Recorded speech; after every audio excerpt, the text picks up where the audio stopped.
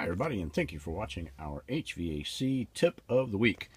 This week we're going to talk about the drain lines for the air conditioning system.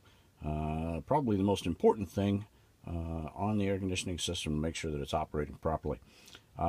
Here's the issue, is that back in the day we used to always put our furnace and our evaporator coil downstairs. They used to be in the garage or maybe in the middle of the house, so that if these drain lines ever did back up, well, you know, at least it wouldn't be coming through the ceiling in the attic. So if this drain line system, which is of course right here, running all the way down and back over to the evaporator coil, if this unit decides that it's going to back up and clog and run all over the place, we're going to end up on this wood, which just happens to be right over the living room of this home. And that is not going to be a good thing. So we want to make sure every year in the spring that these drain lines get cleaned out, that we use an approved chemical to treat them for algae, to make sure that we don't get any algae inside these units, drain lines, and build up and clog them up. So first things first, let's talk a little bit about what we're looking at here. This drain line right here is your primary drain line. A couple of ways to know that. First of all, a little hard to tell here, but it's actually lower than the one next to it. So you'll typically have two, maybe three plugs here to the evaporator coil where you can connect your drain lines. The primary, or the normal drain line where the water is going to be coming out of, is going to be the lowest one, and that's going to be this one right here. Second, it should be, because it's in the attic space, it should be covered completely in this Rubbertex sealant, so that it won't condensate. We definitely want to make sure that we don't get condensation up in the attic space.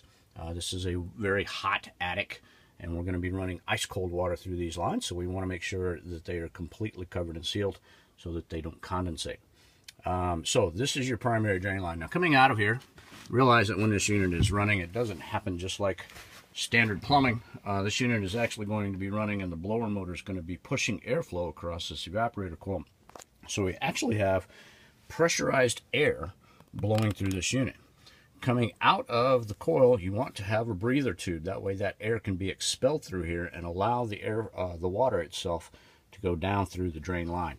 It can't happen if we don't have that breather tube. You definitely have to have a breather tube there. Now, the next line right next to it is the emergency drain line. So if there is an issue with the primary, the water will build up inside this evaporator coil and begin to come out of the emergency drain line. As you can see here in the drain pan, there's actually a little bit of water down on the bottom, which is usually not a good sign. We shouldn't ever have any water inside of this drain pan. Now, this drain pan itself actually has another line which goes out to the outdoors. On our primary drain line, this primary drain line, because we live in Houston, we run them all the way over to there. I don't know if you can see it very well, but that's a white pipe sticking up out of there. That's actually the bathroom of this home, and so this drain line is going to run over to where the bathroom goes and actually tie into the bathroom sink. So as this unit is condensating, the water flow is going to go over to the bathroom and actually be drained in the same place that the bathroom sink drains. Now, this drain line, the emergency drain line, pipes to the outside of the home over that direction, and it's actually sitting over one of the bedroom windows.